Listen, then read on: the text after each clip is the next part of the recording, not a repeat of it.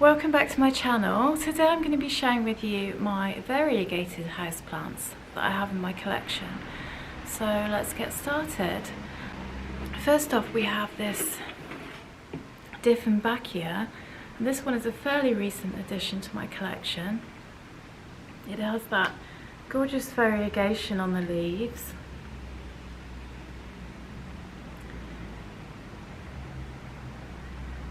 And yeah, the variegation on this one I think is really stunning. And even though this is a fairly common plant, I just still think it's really beautiful, and yeah, I'm just thrilled to have this one in my collection. I've had my eyes on it for a while, and this one is springing into action. We have lots of new leaves coming out, and I have just given it the first dose of fertilizer for the season because it's growing. I just usually start with a half strength when I fertilise for the first time in spring, just because they haven't had any over winter. So that's what I've done, and this one is, as I say, really thriving. There are loads of growth points in there, and I'm looking forward to seeing what it does for me this year. Next is another new plant, my variegated peace lily. And this is another wishlist plant that I recently acquired, and I just think the variegation on this one is absolutely stunning. And the good thing about this one is the variegation is kind of mottled, so it's not likely to go brown, because with a lot of plants that have the pure white variegation on big areas of the plant, they do tend to go brown and die. So the good thing about this one is I don't think that will happen with it, but I just think this is beautiful, and it's so different to the usual peace lily, the texture on the leaves.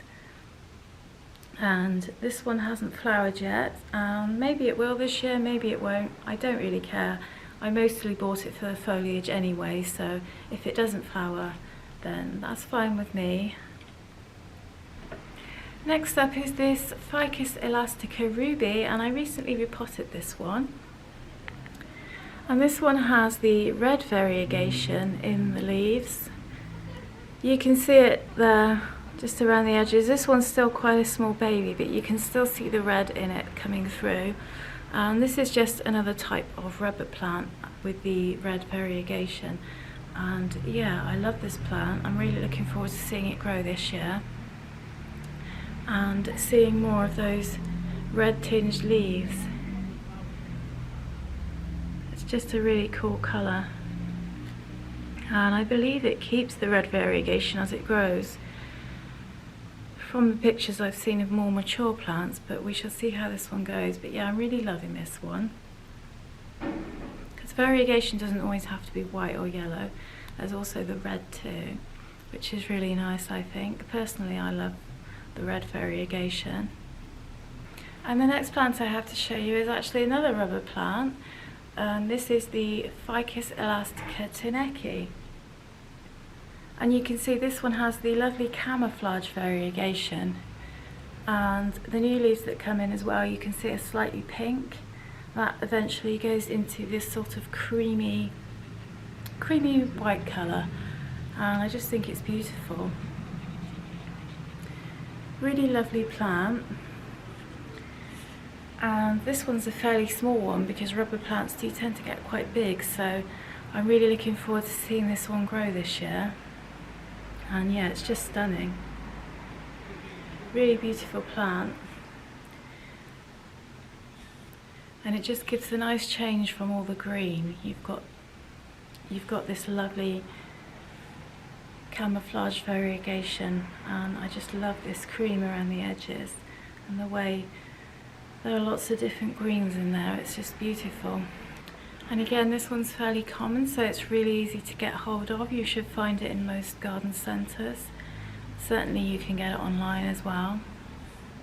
And rubber plants are also, of course, known for being really easy care, which is great. We love easy plants, don't we? Ones that don't make a fuss. The next variegated plant I have to show you is the Philodendron Burkin, and mine is quite lightly variegated at the moment. You can see there are some leaves there that are more have more white in them. But as I've mentioned in previous videos, the more white the leaf, the more chance it's going to fall off and die. So, you know, I'm happy with the sort of fairly light variegation in most of the leaves because it means they're going to be healthier. And I've had this one for a little while actually. It was quite small when I got it and it has grown considerably. Still quite a small plant, but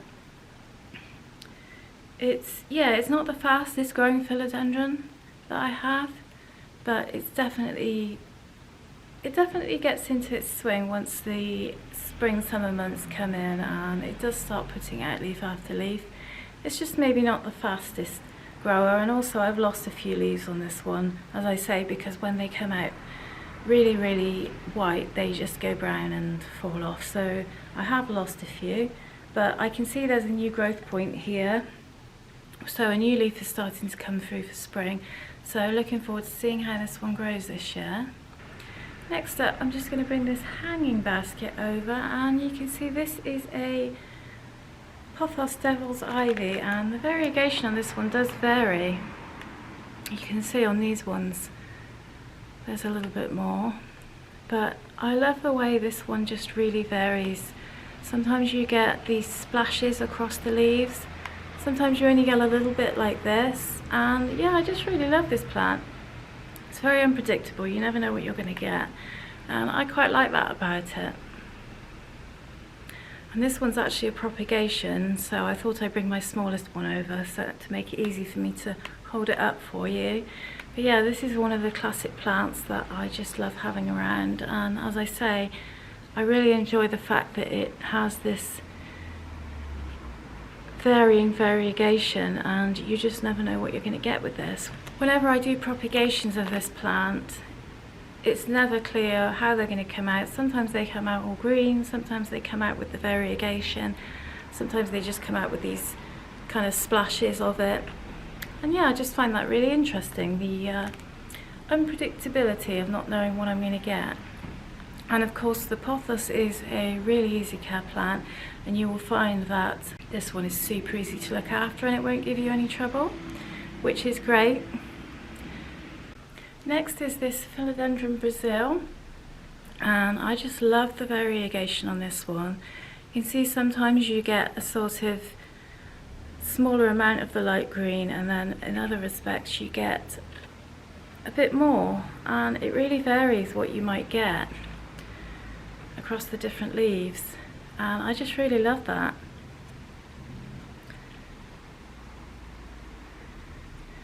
They always come out different, and yeah, I just think this plant's really pretty. I love the lime green against the dark green.